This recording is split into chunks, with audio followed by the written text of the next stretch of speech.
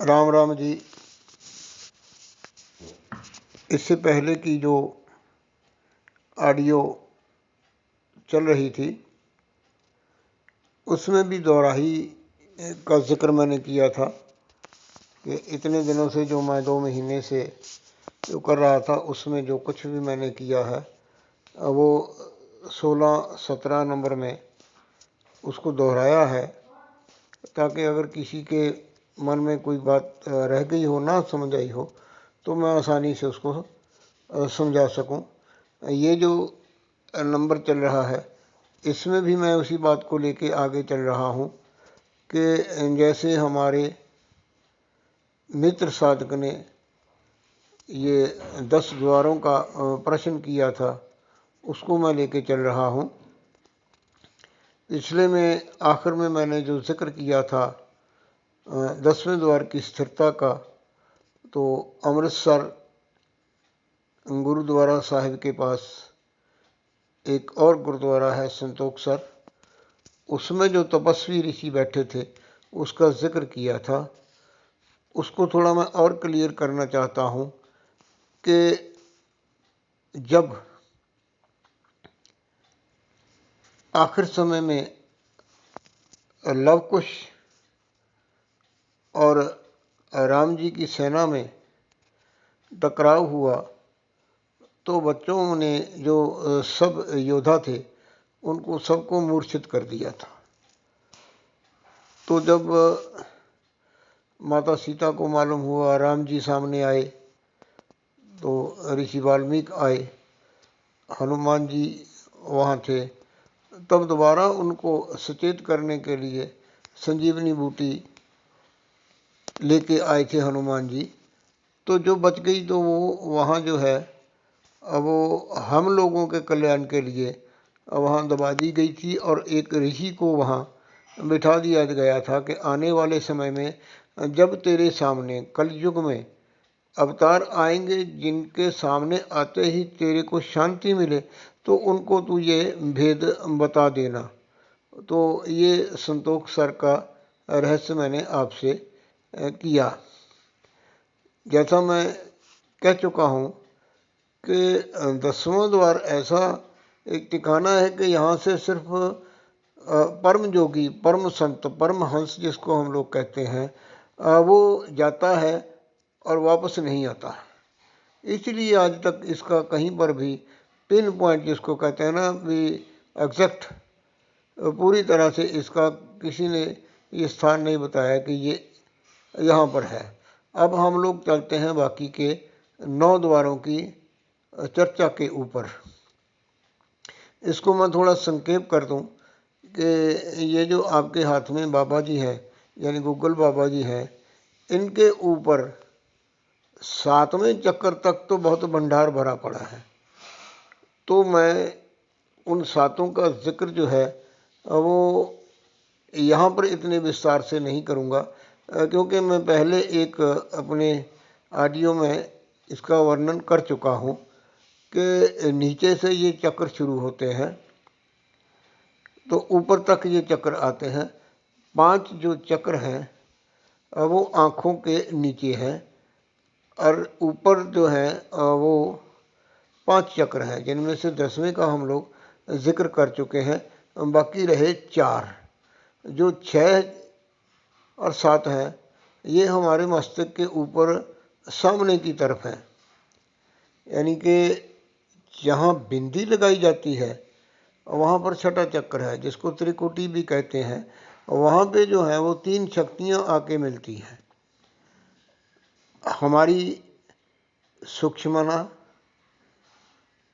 कुंडलनी और ध्यान। वे जो नाद की अवस्था से जो प्रकाश पैदा होता है, वो तीनों जो हैं वो हमारे मस्तिष्क के सामने प्रकट होती हैं। यहाँ तक जब पहुँचता है योगी, इसको कुंडलनी जागृत होना भी कहते हैं।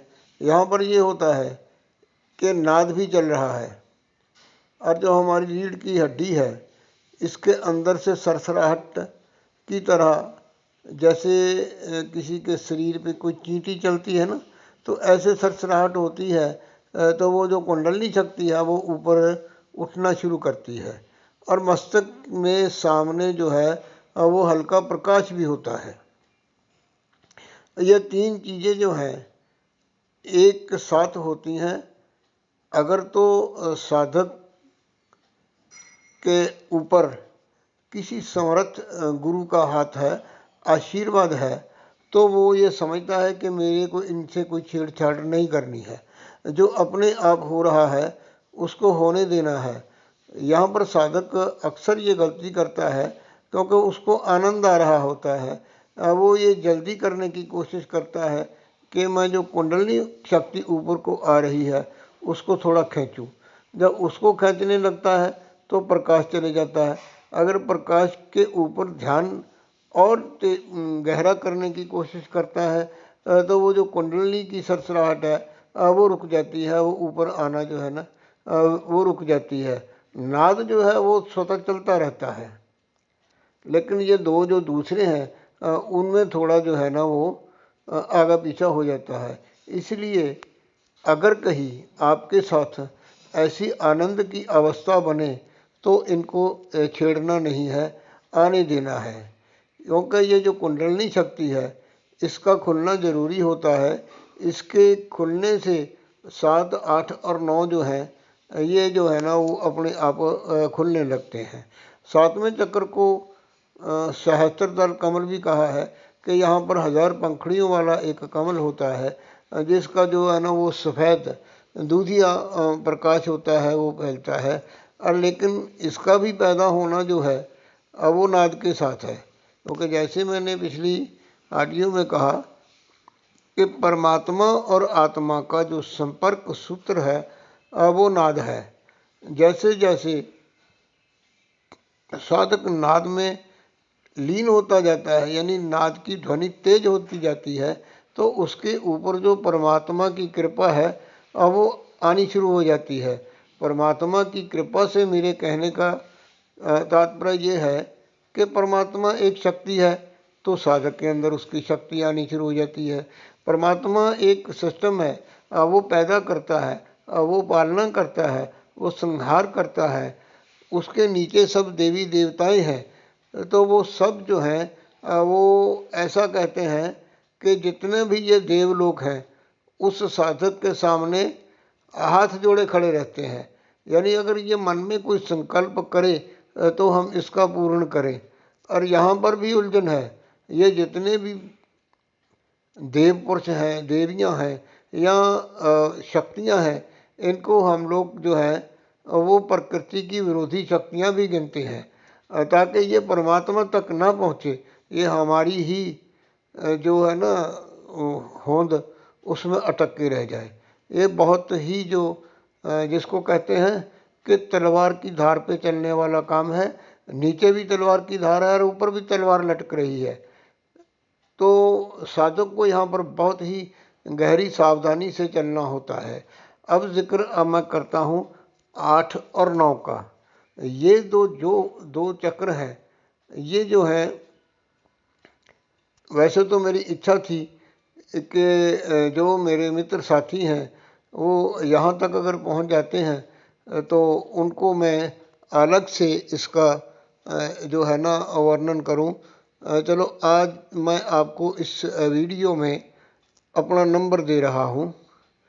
मेरा मोबाइल नंबर है 90 239 10 101। 90 239 10 101।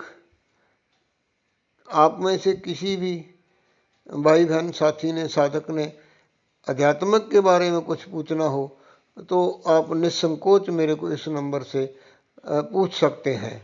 और ये जो मैंने कहा है 8 और 9, ये जो है ये सर के ऊपर है लेकिन थोड़ा पिछली तरफ है।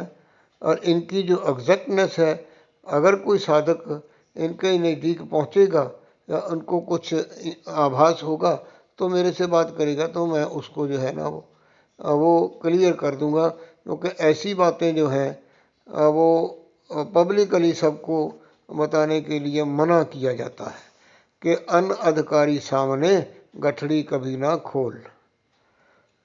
तो मैंने जो आज तक 2 महीने में जो आप जी के साथ साझा किया है, शेयर किया है, उसको मैंने इन 3 जो हैं ऑडियोज़ हैं उसमें दोहरा दिया है। और साथ में ये खुली बात भी कह दी है कि आप में से जो चाहे निसंकोच मेरे साथ बात कर सकता है। और मैं सुबह 10 बजे के बाद रात को 11 बजे तक फ़ोन पे रहता हूँ। सुबह तड़के नहीं होता हूँ, 10 बजे से रात के 11 बजे तक। और नंबर मैंने आपको दे दिया है। धन्यवाद। दाता भला करे और परमात्मा आपको अपने नाम के साथ जोड़े, अपनी कृपा आप सबके ऊपर परमात्मा बरसाए। आप में से जिसका जो भी गुरु महाराज है, जो भी संत है, उसका आशीर्वाद आपके ऊपर बना रहे, ऐसी मेरी प्रार्थना है। धन्यवाद।